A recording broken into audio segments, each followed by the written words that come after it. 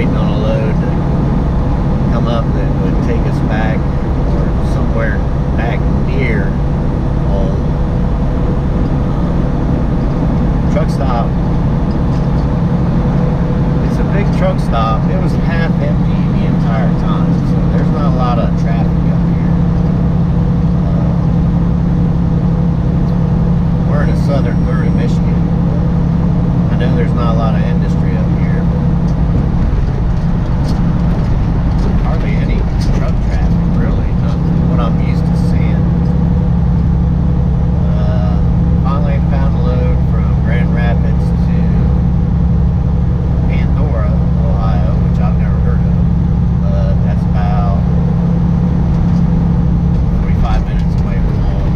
So I'm going to grab this load this morning, deliver it tomorrow morning, and then head for the house for a couple days.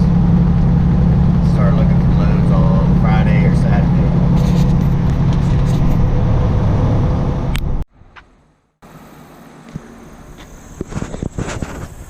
Alright. What's up, y'all? We are in Grand Rapids, Michigan. And we're a little south of Grand Rapids. Picking up at this Synergy place. Plastic bales is what they're telling me I'm picking up.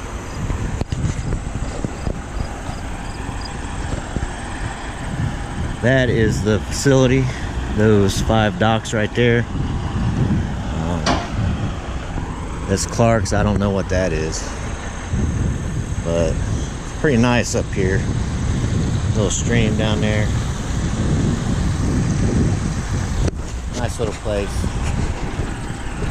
But as soon as this guy pulls out, I'm pulling in. Not gonna be the easiest thing with that pole and a blind side, but there's a lot of room down here, so I think I'll be all right. It's a lot nicer when there's not a lot of stuff to hit.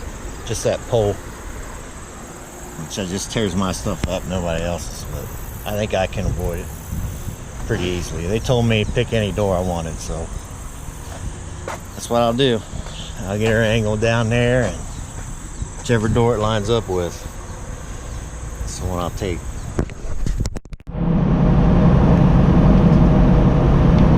Alright, got loaded. Supposed to get 30,000 pounds, and the bill says 38,000. But the facility I'm delivering to, they want a full scale ticket and then an empty scale ticket.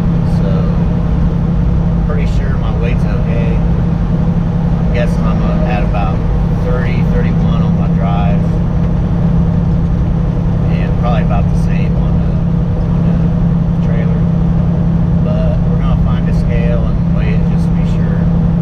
Plus, I'll probably need that scale ticket when I deliver. So as soon as we find a scale, we'll be pulling in.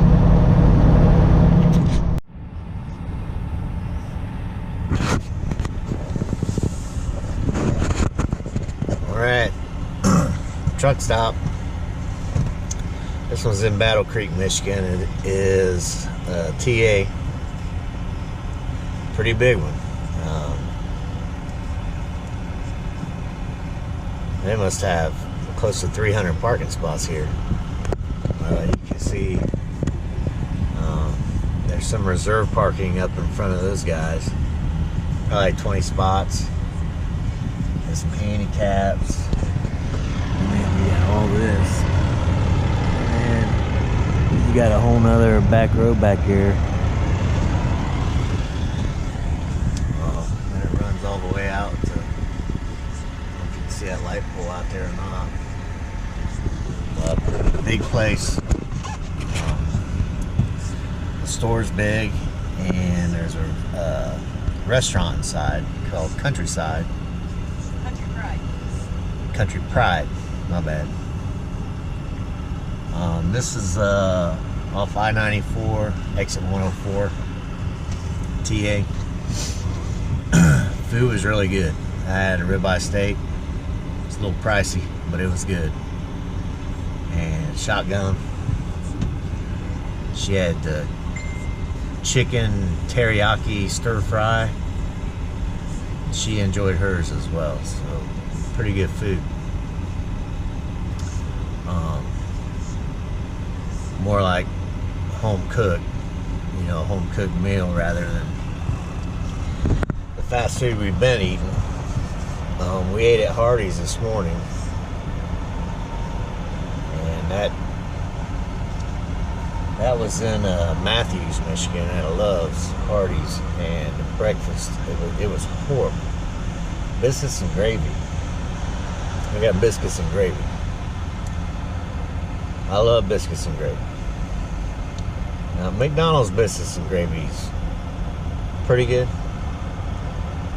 but Shotgun there makes homemade biscuits and gravy, which is 10 times better. The biscuits and gravy at Hardee's was horrible.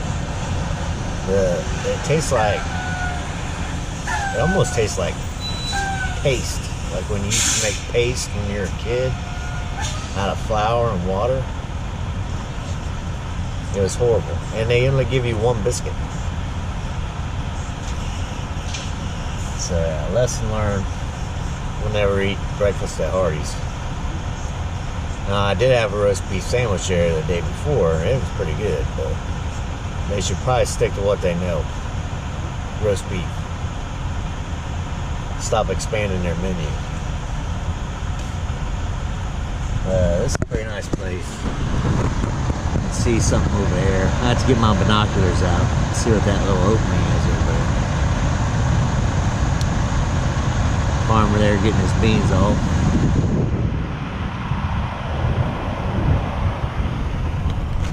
It is fall. I think we're gonna stay here tonight, get up early, deliver at 10 a.m. in Pandora, Ohio. I got a load of what looks like automotive plastic scrap.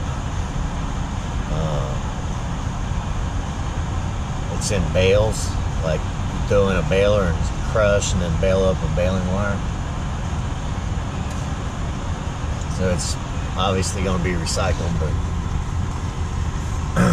I did pull in here. Well, originally pulled in here just to use the scales. Yeah, scaled the truck and we were fine. 70,000 gross. I think it was 28 on the trailer and 30 on the drives. So in good shape scale wise. I thought I would be, but I wanted to make sure. But yeah, we pulled in here to use the scales, and then we saw that Country Pride restaurant, and we thought, well, we just passed an an accident on I-94 westbound, and that was at mile marker 102, and they were already stacked up past the 104 exit. And when I got off the interstate, had to turn left to get to the TA. So I was worried about, by the time I scale and get back out there on the side road to get back on the interstate, would that exit have everything backed up as well, or the on-ramp for the westbound traffic? I was worried it would be backed up. So we decided we run in and get something to eat. Food was great. Service was great. Had to listen to a couple old timers arguing with another old timer. I don't know how old he was. Black man. I'm guessing around 50. He had gray whiskers. But arguing about Black Lives Matter. Jeez. So I just sat there and ate my food. Wasn't, I guess, in the mood for getting involved into any kind of argument. But other than that, it was very nice. It wasn't crowded, and it was 4:30, 5 o'clock when we pulled in here. The restaurant wasn't crowded at all. Truck stop's not crowded at all. Pretty nice. I'm gonna get my Bushnells out and see what's over there in that woods.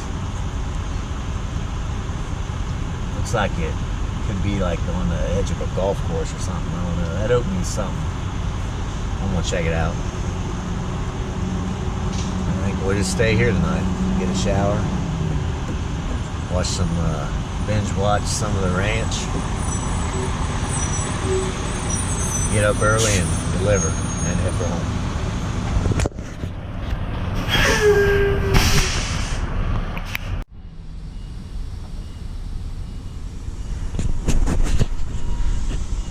Alright, y'all. Well, we left the truck stop early this morning. About 6 a.m. Made it here on time. Man, this place, I don't know.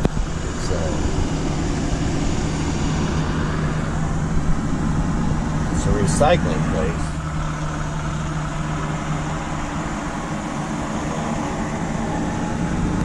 Outside little small town here, Northwest Ohio, called Pandora. Wasn't too bad getting back here. It's a little tight. Coming through the gates over there, there's a truck in one of them docks over there. His nose out pretty far.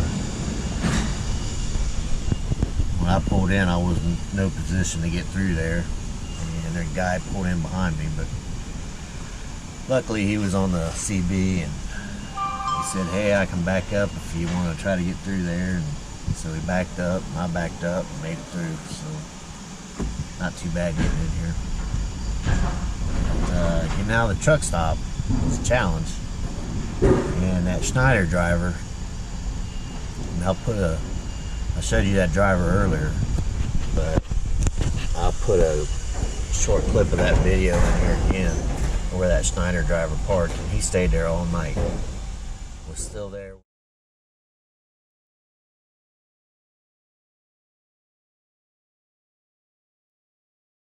Was still there when we left in the morning. And sure as shit, a car hauler pulls in and takes that space, just like I told Shotgun.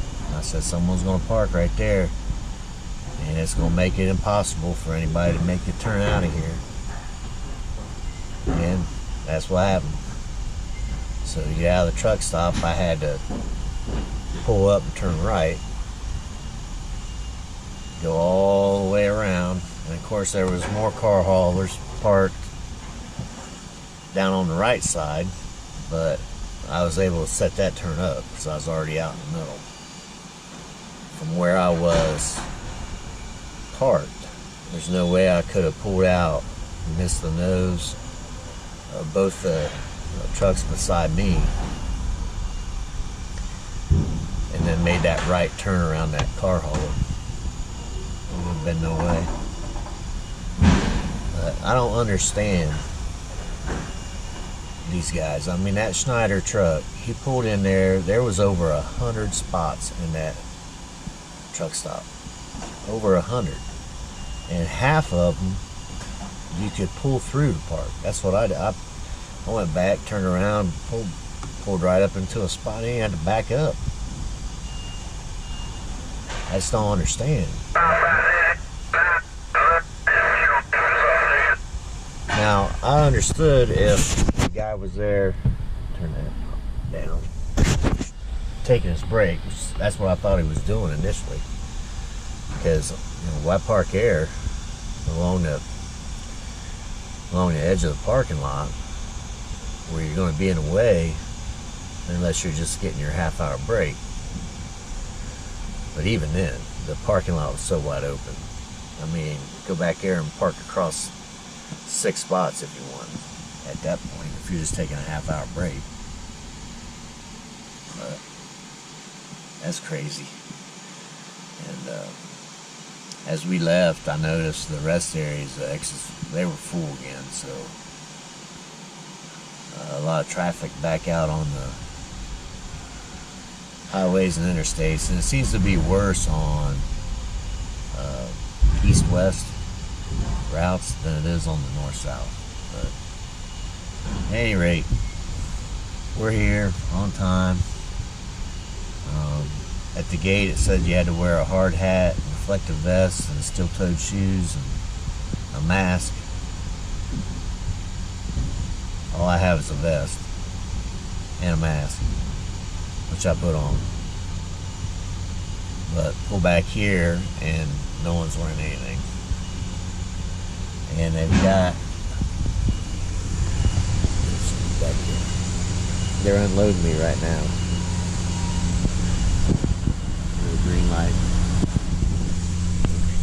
They did chalk the tires, put a lock on the trailer brakes.